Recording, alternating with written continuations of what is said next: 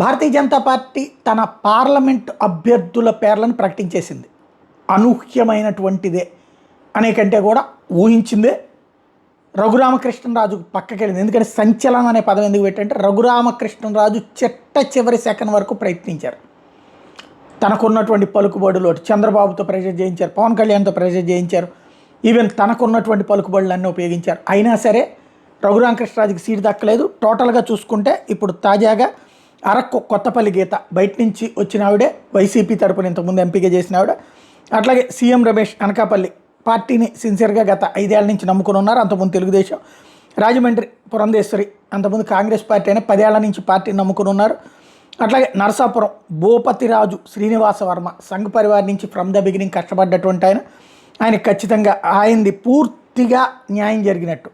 Tirupati SC Varaprasad Rao YSR Congress party తరపున MP ఎమ్మెల్యేగా గెలిచినటువంటి ఆయన సిట్టింగు ఇప్పుడు ఇటుకొచ్చారు. ఎంపీగా ఇవాళ చేరి వెంటనే సాయంత్రానికి సీటు ఖరారైంది.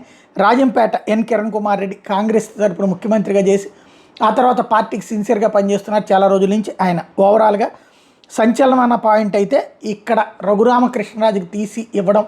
ఇందులో టోటల్గా పార్టీని మొట్టమొదటి నుంచి ఉన్నటువంటి ఒక్క పేరు భూపతిరాజు శ్రీనివాస్ వర్మ అని చెప్పాలి, నరసాపురం సీటు.